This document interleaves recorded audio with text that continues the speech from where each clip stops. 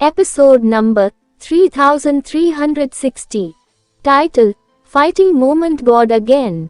Anderson Saini के अलावा वीर अब किसी और के बारे में नहीं सोच पा रहा था जो उसे चुनौती देने की हिम्मत कर सके।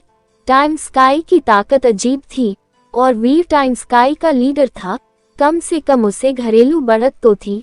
अगर वे वीर से लड़ना भी चाहते तो भी ब्रेक वर्ल्ड के आम कुलीन लोग उसे चुनौती देने टाइम स्काई के पास नहीं जाते।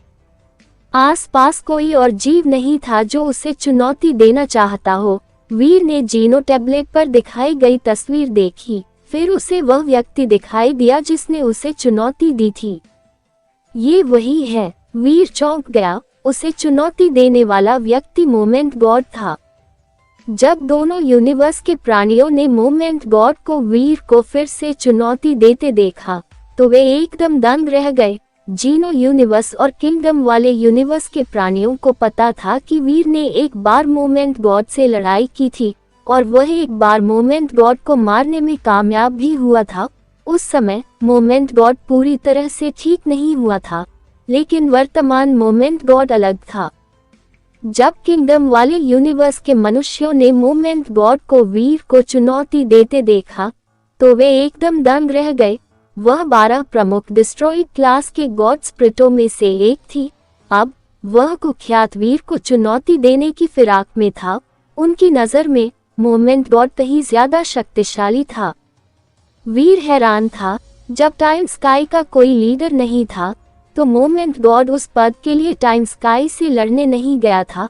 अब वह मुझे चुनौती देना चाहता है, इसका क्या मतलब है? हालांकि वीर और मोमेंट गॉड के बीच पहले भी एक बार टकराव हुआ था, लेकिन अब एंडरसन सैनी जेनो हॉल का दुश्मन था। दोनों का एक ही दुश्मन था। सिद्धांत के अनुसार जेनो हॉल को एंडरसन सैनी के पीछे लोगों को भेजना चाहिए था ताकि वे देख सके कि क्या वे स्काई लीडर के रूप में उसके पद को हटा सकते हैं। वीर को चुनौती देने का कोई तो क्या कारण नहीं था।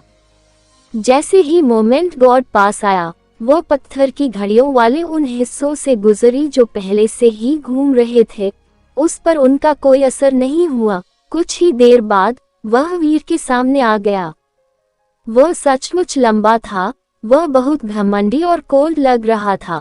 वह सचमुच बहुत शक्तिशाली लग रहा था, मानो कोई साक्षात गॉड आ गया हो।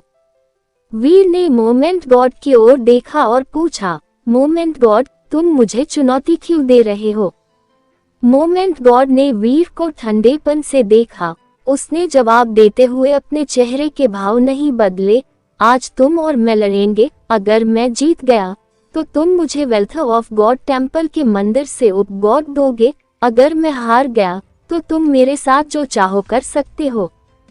मोमेंट गॉड किस बारे में बात कर रहा है? क्या उसे वीर के वेल्थ ऑफ गॉड टेम्पल के उप गॉड की जरूरत है? क्या उसे वेल्थ ऑफ गॉड की तलाश में नहीं जाना चाहिए? वीर की तलाश में क्यों जाना चाहिए? किंगडम वाले यूनिवर्स में कई रईस वर्तमान में यह समझने में असमर्थ थे कि क्या हो रहा है। अरे बिल्कुल नहीं। क्या वीर वेल्थ ऑफ गॉड है? क्या वे रहस्यमयी 13वां डिस्ट्रॉइड क्लास का गॉड स्प्रिट है? किसी ने तुरंत प्रतिक्रिया दी, ये सोचकर कि शायद यही रहस्य का उत्तर हो। ये कैसे संभव है? वीर वेल्थ ऑफ गॉड कैसे हो सकता है? एंडरसन किंगडम में कई रईसों की आंखें खुली की खुली रह गई। उनके मुंह बंद नहीं हो सकते थे। मैं समझ गया। इससे सब कुछ समझ में आ गया। किंग अवधेश सैनी के गोरे चेहरे पर उत्साह की आकृति साफ दिखाई दे रही थी।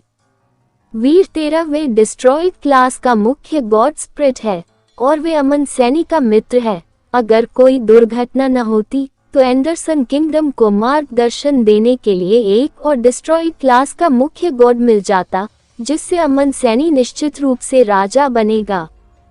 हालांकि एंडरसन किंगडम में पहले से ही कई डिस्ट्रॉइड क्लास की मुख्य गॉड स्प्रिटें थीं, फिर भी अमन सैनी के साथ घनिष्ठ संबंध रखने वाली कोई भी डिस्ट्रॉइड क्लास की मुख्य गॉड स्प्रिटें नहीं थी। कोई भी वीर की तरह काम नहीं करता था।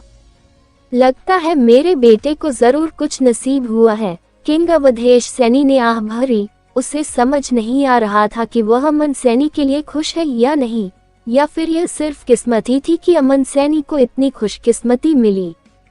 ये कैसे संभव है? एंडरसन किंगडम का एक अधिकारी अभी अभी अपनी अचंभित अवस्था से जागा था।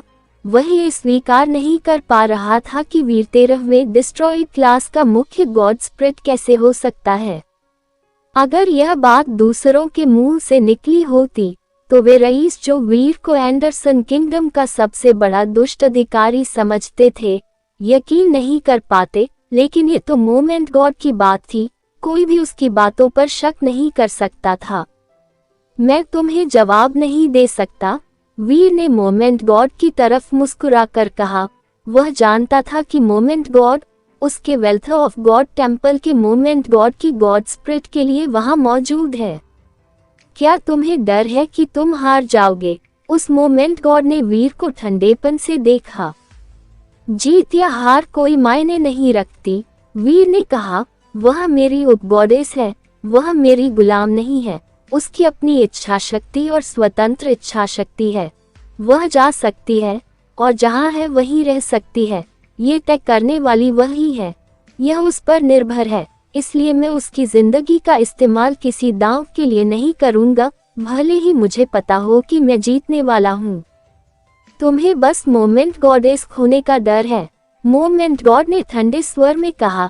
ऐसा कहने के लिए तुम्हें बहुत दूर जाने की जरूरत नहीं है।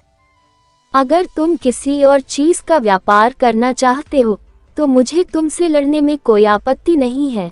वीर ने उसके साथ युद्ध में भाग लेने से इनकार नहीं किया, वह बस मुस्कुराया और उसकी तरफ देखा। तुम सहमत हो या नहीं, इससे कोई फर्क नहीं पड़ता। मैं आज तुमसे लड़ रहा हूँ। मैं उस अपमान का बदला लूंगा जो तुमने मुझे एक बार पहले मार डाला था। उस पल मोमेंट गॉड की आंखें इतनी ठंडी थीं कि वे बर्फीली धारों जैसी लग रही थीं। वे वीर के फेफड़ों को चीर सकती थीं। ये सुनकर किंगडम वाले यूनिवर्स के लोग हैरान रह गया। वीर वेल्थ ऑफ गॉड है, उन्हें इस पर विश्वास नहीं हो रहा था। सबसे डरावनी बात यह थी कि मोमेंट गॉड ने कबूल किया था कि वीर ने ही उनकी हत्या की है। किंगडम वाले यूनिवर्स के मनुष्यों का मानना था कि डिस्ट्रॉयड क्लास के 12 मुख्य गॉड स्प्रिट बहुत ही शक्तिशाली थे। उन्हें लगता था कि उनका शासन सर्वोच्च है। वे ऐसा कुछ होने की कल्पना भी नहीं कर सकते थे। ये बात एंडरसन किंगडम के कुलीनों के लिए खास तौर पर सच थी। उनके मुंह खुले हुए थे, वे इतने बड़े थे कि पूरी एक मुट्ठी अंदर जा सकती थी। वे सब स्तब्ध थे, उन्हें यकीन ही नहीं हो रहा था कि उनके कान क्या सुन रहे हैं। वीर, वह बड़ा और दुष्ट आदमी, वह डिस्ट्रॉयड क्लास का मुख्य गॉड स्प्रिट है। उसने मोमेंट गॉड को मार डाला। उन सभी को ऐसा लगा जैसे उनका दिमाग काम करना बंद कर रहा है। हे भगवान, हमसे क्या गलती हुई? एंडरसन किंगडम के कई रईस रो रहे थे। ऐसा लग रहा था जैसे वे किसी सपने से जागे हों। अगर वे अमन सैनी के साथ अच्छे संबंध बना पाते तो इसका मतलब था कि वे डिस्ट्रॉयड क्लास के मुख्य गॉड स्प्रिट से मिल सकते थे। फिर उनके बच्चे और पोते पोतियां वेल्थ ऑफ गॉड के दरवाजे पर होंगे। वेल्थ ऑफ गॉड के कई शक्तिशाली सदस्य थे। आखिरी गॉड फाइट के बाद वेल्थ ऑफ गॉड बहुत प्रसिद्ध हो गया था। सिर्फ वीर ही नहीं बल्कि इंगोट यानी सोनल ने भी कई लोगों को चौंका दिया था। लेकिन वे वीर के दोस्त नहीं बन पाए और उन्होंने एक बड़े गॉड के साथ ऐसा व्यवहार किया जैसे एंडरसन किंगडम के इतिहास का सबसे बड़ा दुष्ट व्यक्ति हो। उन्हें बहुत बुरा लगा, मानो वे सांस नहीं ले पा रहे थे। हे भगवान, हमने क्या किया है? वीर, तुम एक डिस्ट्रॉयड क्लास के गॉड स्प्रिट हो। क्या आम आदमी बनकर हमारे बीच चलना वाकई इतना मजेदार है? तुमने ये जानबूझकर किया है। एंडरसन किंगडम के कई रईस दुखी थे।